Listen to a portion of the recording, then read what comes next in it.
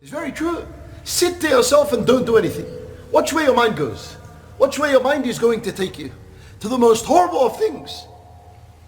The only way you're going to protect your mind from these negativities is to keep it busy. And the best thing to keep it busy with is Billahi subhanahu wa ta'ala. We read the Quran with the intention that Allah subhanahu wa ta'ala protects us from every fitna and every harm and evil that is out there in society. Yes, intend that when you read the Quran. Intend in your recitation that Allah Azza wa Jal bi'idhnihi ta'ala, He will protect you from al-fitan, from the damaging fitan out there that are damaging the people's iman. How much fitan is outside in society today? Wallah, today you walk a matter of 100 meters, 200 meters, and you've already passed almost 70% of the minor signs of the Day of Judgment. I'm talking if you were to walk 200 meters in a street in the business district, you would have passed by at least 70% of the minor signs.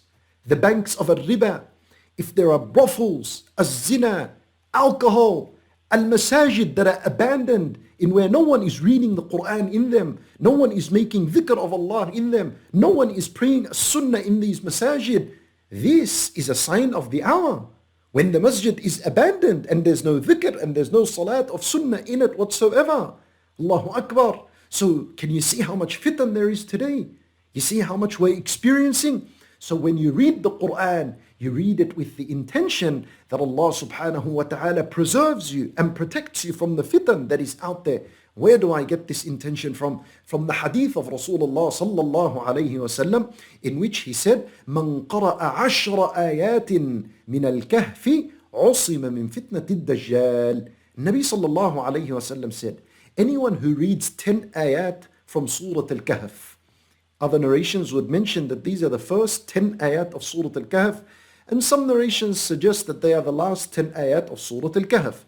Whoever reads these 10 ayat or memorizes these 10 ayat of Surah Al-Kahf, Allah would protect him from the greatest fitna on earth, which is the fitna of a Dajjal. If 10 ayat are enough to protect you from the greatest fitna on earth, which is fitnat al-Dajjal, imagine then reading the entire Quran. What protection is it going to give you? Allahu Akbar. What ultimate protection is it going to give you? Wallahi, you're going to walk out in society as though you have a huge metal shield holding, and it is protecting you from all evils and harms and fitan that are out there. Imagine the one who reads the entire Quran continuously. And better than that, memorizes the entire Quran or commits to a plan to memorize the entire Quran. How much protection is this person going to be given? If 10 ayat from Surah Al-Kahf are enough to protect you from the greatest fitna, which is Ad-Dajjal, then surely the entire Quran is enough to protect you from every single fitna that is less than fitnat Ad-Dajjal. The fitna of women. If you find that women are a fitna for you and you cannot control your gaze and lower your gaze, read the Quran in hope and intention that Allah Azza wa Jal will protect your eyesight and that He will protect your sight from looking at that which is haram.